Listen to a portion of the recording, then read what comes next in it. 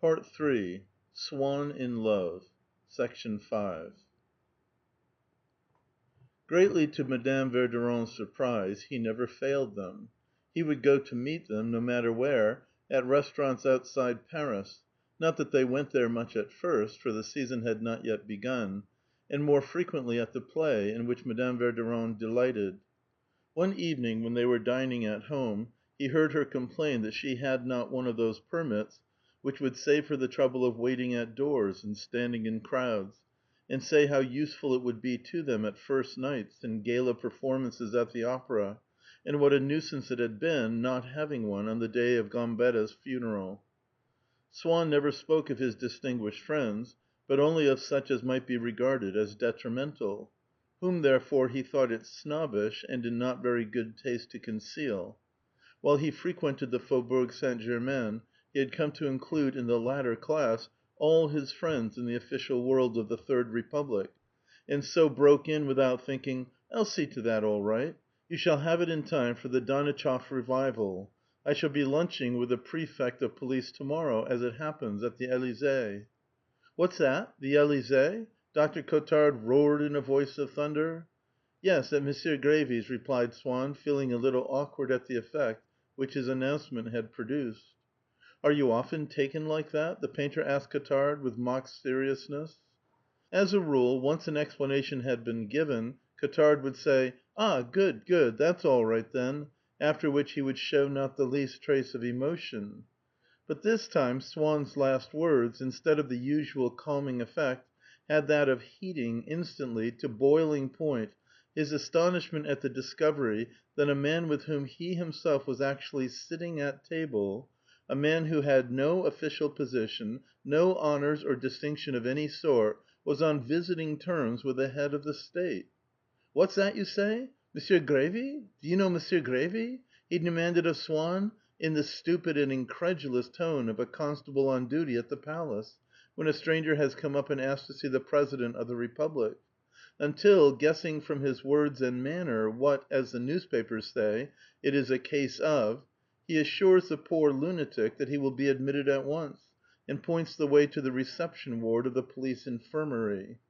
"I know him slightly; we have some friends in common."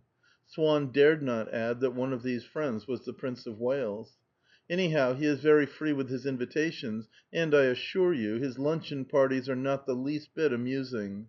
They're very simple affairs too, you know, never more than 8 at table," he went on, trying desperately to cut out everything that seemed to show off his relations with the President in a light too dazzling for the doctor's eyes. Whereupon Cottard, at once conforming in his mind to the literal interpretation of what Swann was saying, decided that invitations from M. Grévy were very little sought after, were sent out, in fact, into the highways and hedgerows. And from that moment he never seemed at all surprised to hear that Swann or any one else was always at the Élysée. He even felt a little sorry for a man who had to go to luncheon parties, which, he himself admitted, were a bore. "Ah, good, good. That's quite all right then," he said in the tone of a customs official who has been suspicious up to now, but, after hearing your explanation, stamps your passport and lets you proceed on your journey without troubling to examine your luggage. "I can well believe you don't find them amusing, those parties. Indeed, it's very good of you to go to them," said Madame Verdurin, who regarded the President of the Republic only as a bore to be especially dreaded, since he had at his disposal means of seduction and even of compulsion which, if employed to captivate her faithful, might easily make them fail. "It seems he's as deaf as a post and eats with his fingers." "Upon my word! Then it can't be much fun for you going there." A note of pity sounded in the doctor's voice, and then struck by the number, "Only 8 at table? Are these luncheons what you would describe as intimate?" he inquired briskly, not so much out of idle curiosity as in his linguistic zeal.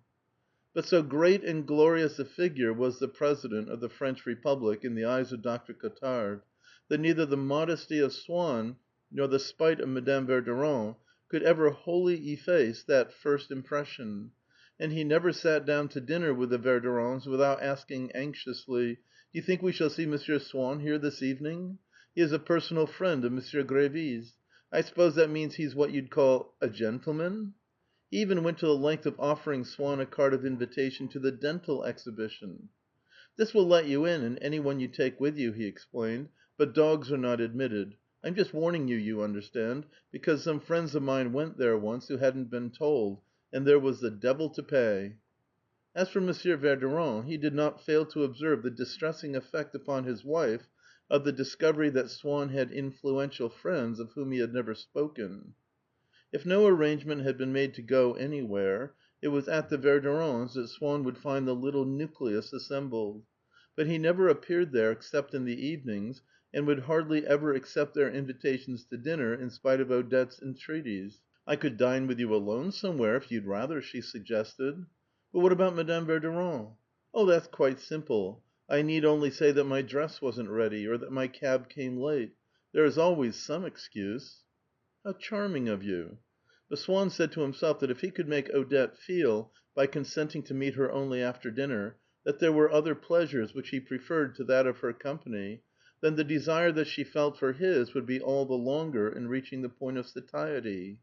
Besides, as he infinitely preferred to Odette's style of beauty that of a little working girl, as fresh and plump as a rose, with whom he happened to be simultaneously in love, he preferred to spend the first part of the evening with her, knowing that he was sure to see Odette later on. For the same reason he would never allow Odette to call for him at his house to take him on to the Verdurins'.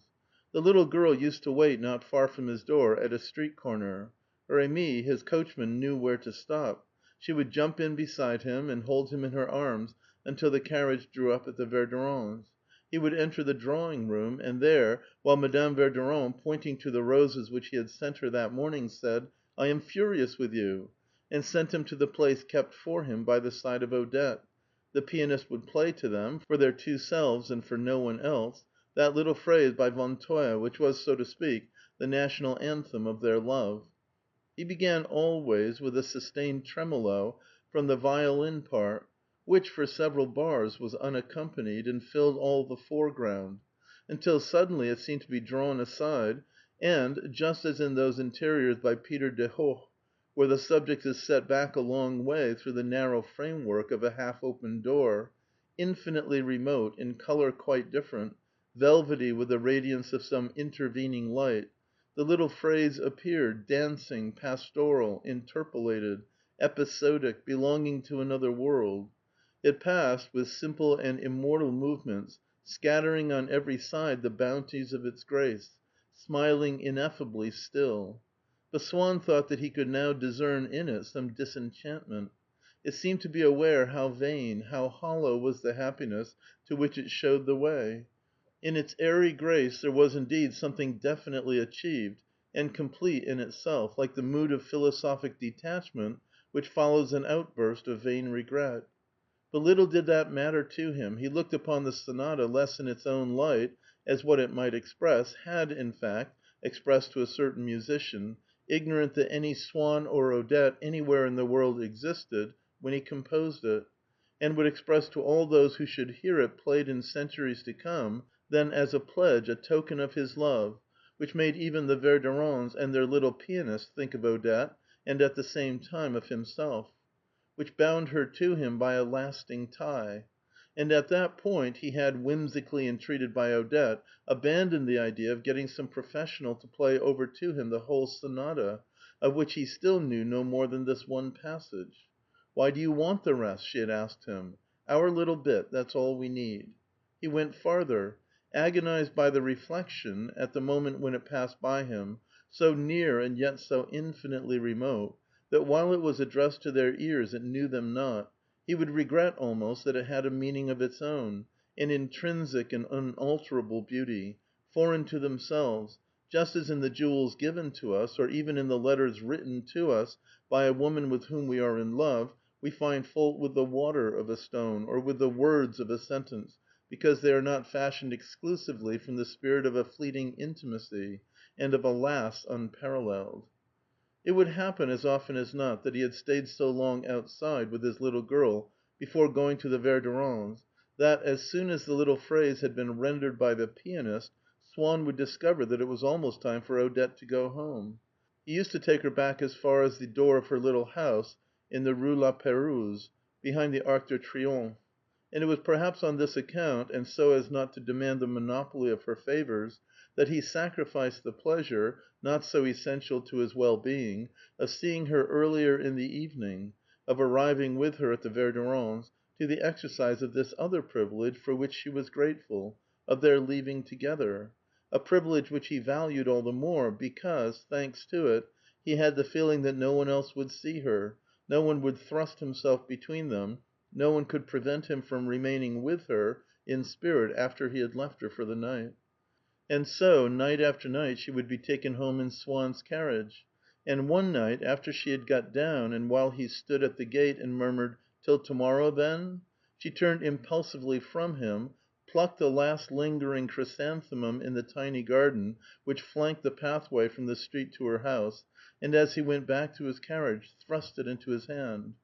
He held it pressed to his lips during the drive home, and when in due course the flower withered, locked it away, like something very precious, in a secret drawer of his desk. He would escort her to her gate, but no farther. Twice only had he gone inside to take part in the ceremony, of such vital importance in her life, of afternoon tea. The loneliness and emptiness of those short streets, consisting almost entirely of low-roofed houses, self-contained but not detached, their monotony interrupted here and there by the dark intrusion of some sinister little shop, at once an historical document and a sordid survival from the days when the district was still one of ill repute. The snow which had lain on the garden beds or clung to the branches of the trees, the careless disarray of the season, the assertion in this man-made city of a state of nature, had all combined to add an element of mystery to the warmth, the flowers, the luxury which he had found inside. Passing by on his left-hand side, and on what, although raised some way above the street, was the ground floor of the house, Odette's bedroom, which looked out to the back over another little street running parallel with her own, he had climbed a staircase that went straight up between dark painted walls, from which hung Oriental draperies, strings of Turkish beads, and a huge Japanese lantern, suspended by a silken cord from the ceiling, which last, however, so that her visitors should not have to complain of the want of any of the latest comforts of Western civilization, was lighted by a gas jet inside. To the two drawing rooms, large and small. These were entered through a narrow lobby, the wall of which, checkered with the lozenges of a wooden trellis, such as you see on garden walls, only gilded, was lined from end to end by a long rectangular box, in which bloomed, as though in a hothouse, a row of large chrysanthemums, at that time still uncommon, though by no means so large as the mammoth blossoms which horticulturists have since succeeded in making grow. Swann was irritated as a rule by the sight of these flowers, which had then been the rage in Paris for about a year, but it had pleased him on this occasion to see the gloom of the little lobby shot with rays of pink and gold and white by the fragrant petals of these ephemeral stars, which kindle their cold fires in the murky atmosphere of winter afternoons. Odette had received him in a tea gown of pink silk, which left her neck and arms bare. She had made him sit down beside her in one of the many mysterious little retreats which had been contrived in the various recesses of the room, sheltered by enormous palm trees growing out of pots of Chinese porcelain, or by screens upon which were fastened photographs and fans and bows of ribbon. She had said at once, "You're not comfortable there. Wait a minute. I'll arrange things for you." And with a titter of laughter, the complacency of which implied that some little invention of her own was being brought into play, she had installed behind his head and beneath his feet great cushions of Japanese silk, which she pummeled and buffeted, as though determined to lavish on him all her riches and regardless of their value. But when her footmen began to come into the room, bringing one after another the innumerable lamps, which, contained mostly in porcelain vases, burned singly or in pairs upon the different pieces of furniture, as upon so many altars, rekindling in the twilight, already almost nocturnal of this winter afternoon, the glow of a sunset more lasting, more roseate, more human, filling perhaps with romantic wonder the thoughts of some solitary lover, wandering in the street below and brought to a standstill before the mystery of the human presence, which those lighted windows at once revealed and screened from sight. She had kept an eye sharply fixed on the servant to see whether he set each of the lamps down in the place appointed it. She felt that if he were to put even one of them where it ought not to be, the general effect of her drawing room would be destroyed, and that her portrait, which rested upon a sloping easel draped with plush, would not catch the light. And so, with feverish impatience, she followed the man's clumsy movements, scolding him severely when he passed too close to a pair of beau pots, which she made a point of always tidying herself in case the plants should be knocked over, and went across to them now to make sure that he had not broken off any of the flowers. She found something quaint in the shape of each of her Chinese ornaments, and also in her orchids, the catalias especially, these being with chrysanthemums her favorite flowers, because they had the supreme merit of not looking in the least like other flowers, but of being made, apparently, out of scraps of silk or satin. "It looks just as though it had been cut out of the lining of my cloak," she said to Swann, pointing to an orchid, with a shade of respect in her voice for so smart a flower, for this distinguished, unexpected sister whom nature had suddenly bestowed upon her, so far removed from her in the scale of existence, and yet so delicate, so refined, so much more worthy than many real women of admission to her drawing room. As she drew his attention now to the fiery tongued dragons painted upon a bowl or stitched upon a fire screen, now to a fleshy cluster of orchids, now to a dromedary of inlaid silverwork with ruby eyes, which kept company upon her mantelpiece with a toad carved in jade, she would pretend now to be shrinking from the ferocity of the monsters, or laughing at their absurdity, now blushing at the indecency of the flowers, now carried away by an irresistible desire to run across and kiss the toad and dromedary, calling them darlings. And these affections were in sharp contrast to the sincerity of some of her attitudes, notably her devotion to Our Lady of the Laghetto, who had once, when Odette was living at Nice, cured her of a mortal illness, and whose medal in gold she always carried on her person, attributing to it unlimited powers. She poured out Swann's tea, inquired lemon or cream, and on his answering "Cream, please," went on, smiling, "A cloud," and as he pronounced it excellent, "You see, I know just how you like it." This tea had indeed seemed to Swann, just as it seemed to her, something precious, and love is so far obliged to find some justification for itself, some guarantee of its duration in pleasures, which, on the contrary, would have no existence apart from love, and must cease with its passing, that when he left her at 7 o'clock to go and dress for the evening, all the way home, sitting bolt upright in his brougham, unable to repress the happiness with which the afternoon's adventure had filled him, he kept on repeating to himself, what fun it would be to have a little woman like that in a place where one could always be certain of finding, what one never can be certain of finding, a really good cup of tea. An hour or so later he received a note from Odette, and at once recognized that florid handwriting, in which an affectation of British stiffness imposed an apparent discipline upon its shapeless characters, significant perhaps to less intimate eyes than his, of an untidiness of mind, a fragmentary education, a want of sincerity and decision. Swann had left his cigarette case at her house. "Why," she wrote, "did you not forget your heart also? I should never have let you have that back." End of Part 3, Section 5.